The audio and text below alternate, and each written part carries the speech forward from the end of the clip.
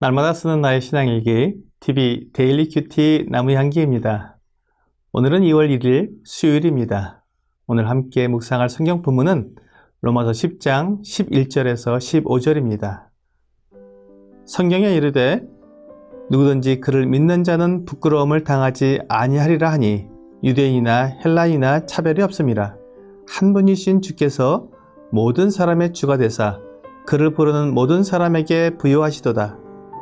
누구든지 주의 이름을 부르는 자는 구원을 받으리라. 그런즉 그들이 믿지 아니하는 일을 어찌 부르리요? 듣지도 못한 일을 어찌 믿으리요? 전파하는 자가 없이 어찌 들으리요?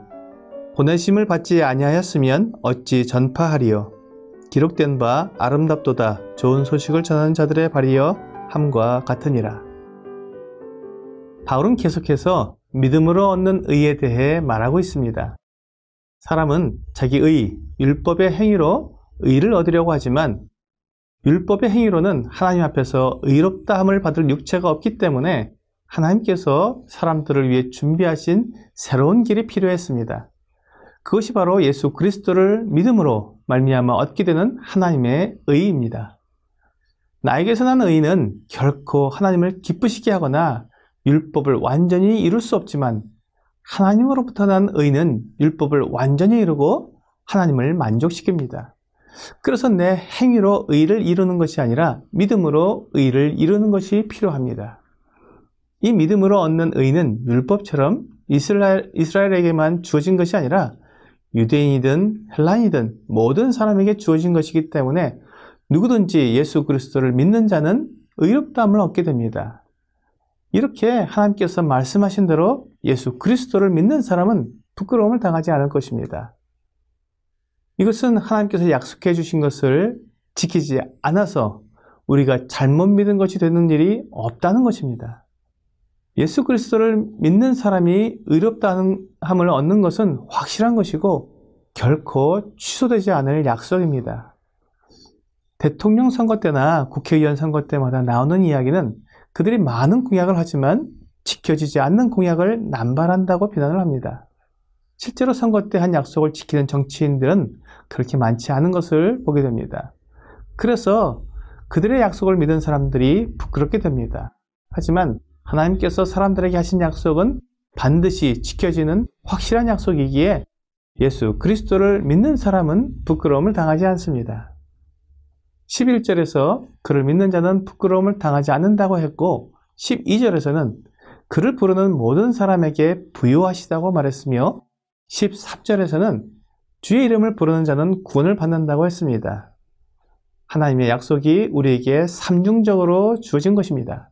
그만큼 이 약속이 확실하며 안전하다는 것을 보여주고 있습니다. 그런데 여기에서 우리가 짚고 넘어가야 할 부분이 있습니다. 누구든지 주의 이름을 부르는 자는 구원을 받는다고 했는데 누구든지라고 했으니까 아무나 나는 예수를 믿습니다 라고 말하기만 하면 구원을 받는 것을 말하고 있느냐는 것입니다.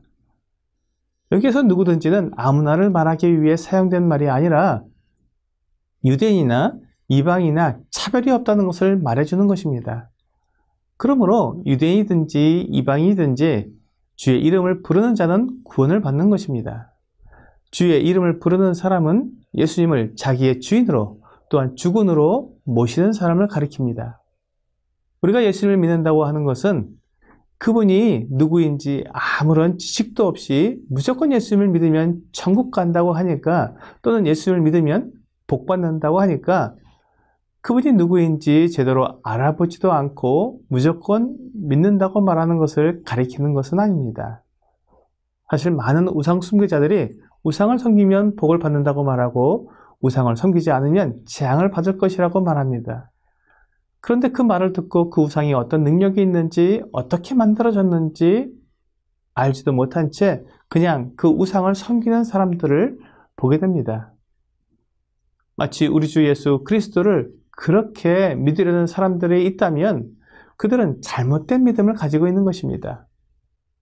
우리가 예수님을 믿는다는 것은 그분이 정말로 하나님의 아들이신지 알아보고 그분이 어떻게 나를 구원하시는 분이신지를 알아보고 그리고 내가 그분을 의지했을 때 정말로 나를 구원해 주실 수 있는 분인지 정확한 지식을 가지고 확신 가운데 믿어야 합니다. 이것을 믿는다고 말하는 것이며 이런 믿음을 통해 우리 주 예수님을 의지하는 것입니다. 이런 기본적인 지식을 가지지 않고 남들이 예수 믿으면 구원받는다, 예수 믿으면 복받는다고 말하는 것을 듣고는 그냥 나도 믿는다고 하는 것은 올바른 믿음이 아닙니다. 그래서 14절과 15절에서 예수 그리스도께서 하나님의 아들이심을 전하는 사람들이 필요한 것입니다. 예수님이 하나님의 아들이심을 알려주고 증명해주는 전도자가 필요한 것입니다. 예수님이 어떻게 하나님의 아들이시며 그분이 나와 무슨 관계가 있는지 알려주어서 믿게 하는 것입니다.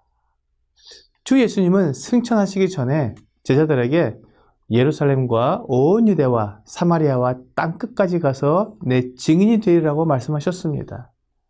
여기에서 증인이라고 말씀하고 있는데 이것이 바로 그들의 역할이었습니다. 증인은 그들이 보고 들은 것을 그대로 전해주는 사람들입니다. 그래서 예수님이 어떻게 하나님의 아들이시며 우리를 구원하는 구원자가 되시는지 그들이 예수님을 보고 들은 증인으로서 사람들에게 전해주는 것입니다. 이런 내용이 없이 그냥 예수님을 믿는다고 말하게 만드는 것은 쉽습니다. 굳이 증인이 되지 않아도 됩니다. 하지만 주 예수님은 우리에게 증인으로서 역할을 하라는 것입니다.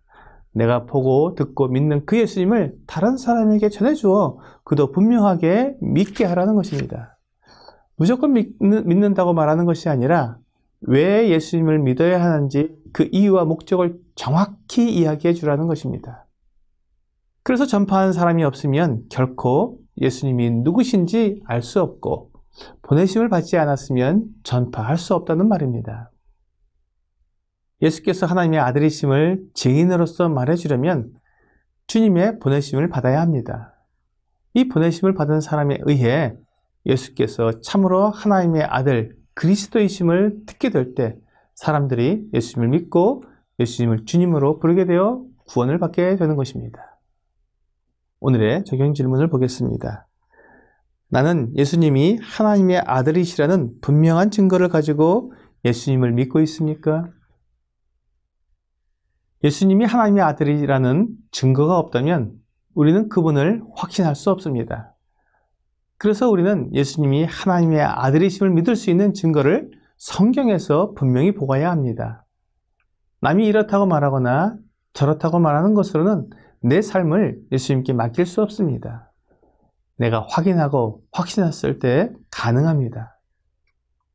오늘 남들을 따라서 예수님을 믿는다고 말하는 것이 아니라 성경에서 확실한 증거를 보고 확신 가운데 예수님을 나의 주인으로 고백하는 여러분과 제가 되기를 주 예수님의 이름으로 기도합니다.